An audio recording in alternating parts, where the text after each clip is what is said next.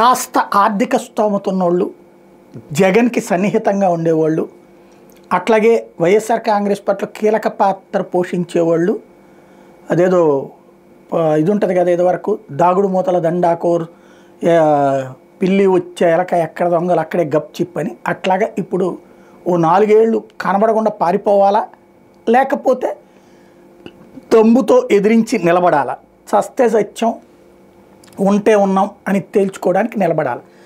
రాజకీయాల్లో ఉండాలంటే నిలబడాలా, కలబడాలా. రాజకీయాలు అక్కర్లేదు, మా బతుకు మేము బతుకుతాం అనుకుంటే ఏ రాష్ట్రానికో పారిపోయి దాక్కోవడం బెటర్. ఎందుకు అంటే ఎవరిని వదలా. ఇదివరకు తెలుగుదేశం పార్టీలో ఒక అచ్చెన్నాయుడు, ఒక రవీంద్ర, ఒక అయ్యన్న పాత్రుడు ఇట్లాగ ఇబ్బంది పెట్టినటువంటి సందర్భంలో అయ్యో అయ్యో అయ్యో అన్నటువంటి నాయకులు, అయ్యో అయ్యో అయ్యో అన్నటువంటి వాళ్ళు ఎవ్వరు ఇవాళ నోరు మెదపరు. వాళ్ళు మేధావులు అంటే ఒకళ్ళు అరిచినప్పుడు మాత్రమే బాధపడతారు, మిగతా వాళ్ళు అరిచినప్పుడు బాధపడరు.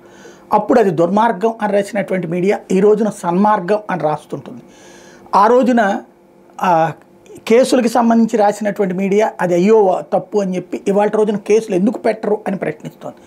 కాబట్టి ఇక్కడ వ్యవస్థలన్నీ చిన్నాభిన్నం కాదు, వ్యవస్థలు రాజకీయ కోణంలోకి వెళ్ళినాయి. ఒకటి ఇవాళ వైఎస్ఆర్ కాంగ్రెస్ పార్టీ వాళ్ళు తేల్చుకోవాల్సింది ఒకటే, మీడియా, సోషల్ మీడియా అవసరమైతే ఎంతకాలం తాము సంపాదించిన డబ్బుల్ని ఖర్చు పెట్టి ఎకోసిస్టమ్కి ఆపోజిట్ ఎకోసిస్టమ్ క్రియేట్ చేసుకోవడమా, లేదా రాష్ట్రం వదిలి శుభ్రంగా ఏ కర్ణాటకలోనూ, ఏ తెలంగాణలోనూ, ఏ చెన్నైలోనూ బ్రతికేసుకుంటే బెటర్. అది కూడా వదిలిపెడతారని ఏం లేదు, అక్కడికి వెళ్ళి పట్టుకొస్తారు. ఇప్పుడు వంశీని పట్టురాలా, లేకపోతే ఆయన పేరేంటి పోసాని కృష్ణమురళిని పట్టురాలా, రేపు పొద్దున ఇంకా మిగిలిన కొంతమందిని పట్టుకొస్తారు. నందిగం సురేష్ అరెస్ట్ అయ్యాడు, అట్లాగే ఇట్లాగా వరుసపెట్టి అరెస్టులు జరిగినాయి. కాబట్టి ఇక్కడ ఏమీ మొహమాటం ఏం లేదు, అరెస్టులు చేస్తారు. ప్రతి నెలలో ఒక 2-3 ప్రముఖులన్నా అరెస్ట్ చేస్తే ఆ నెలంతా ఆ చర్చ నడుస్తుంది. మిగతా అంశాలు ఏది సూపర్ 6, సూపర్ 7, సూపర్ 8, లేకపోతే ప్రజలకు సంబంధించిన ధరలు పెరిగినాయా, లేకపోతే కష్టమా నష్టం, ఈ చర్చ పక్కకి వెళ్ళిపోతుంది.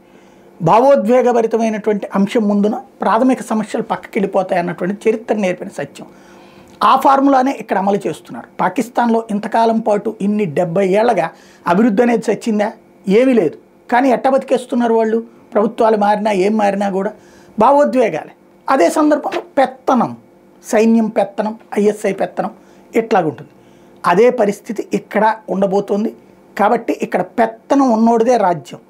ఈ పెత్తనం చెయ్యాలనుకున్నటువంటి సిచ్యుయేషన్లో ఒకటి రాజకీయాల్లో నిలబడాలి అంటే, ఇప్పుడు ఫర్ ఎగ్జాంపుల్ ఇప్పుడు పోసాని కృష్ణమురళిది ఇదివరకటి రోజుల్లో అయితే కనుక ఇట్లా అరెస్ట్ జరిగితే మొత్తం రోడ్లెక్కి ధర్నాలు ఇవి జరిగేది. ఇప్పుడు ఎవరికైనా చేసే దమ్ముందా? చేస్తే వేసేస్తారు లోపల. ఇదివరకటి రోజుల్లో జైలుకి వెళ్తే ఏం చేస్తారు చూద్దాం పదండి అని చెప్పి పోయేవాళ్ళు ఉన్నారు. ఇప్పుడు అట్లాగా ఉందా వైఎస్ఆర్ కాంగ్రెస్ పార్టీలో? లేదు. కార్యకర్త కాస్త యాక్టివ్ అవుతున్నప్పుడల్లా ఓ దెబ్బ చాచి కొడుతున్నారనమాట. జగన్ మొన్న 2 రోజులు వచ్చాడు, జనం రావడం బిగినైంది అంటే జనంలో భయం పోయింది. దెన్ భయపడాలి అంటే మళ్ళీ ఒకటి పాత కేసులో నుంచి ఒకళ్ళ అరెస్ట్, రేపు మాపో మిథున్ రెడ్డిని వీళ్ళని అరెస్ట్ చేయాలన్నటువంటి ఆలోచన. టోటల్గా వైఎస్ఆర్ కాంగ్రెస్ పార్టీ అనే పేరు చెబితే అందులో మేము వైసీపీనే అని చెబితే వనకాలి అన్న రూట్లో తీసుకెళ్తున్నారు. కాబట్టి ఇక చావోరేవో తేల్చుకోవడానికైతే రాజకీయాల్లో ఉండాలి ఆ పార్టీ నాయకులు. లేదు అనుకుంటే కనుక పార్టీని వదిలేసి వేరే రాష్ట్రాలకు వెళ్ళిపోవడం కరెక్ట్.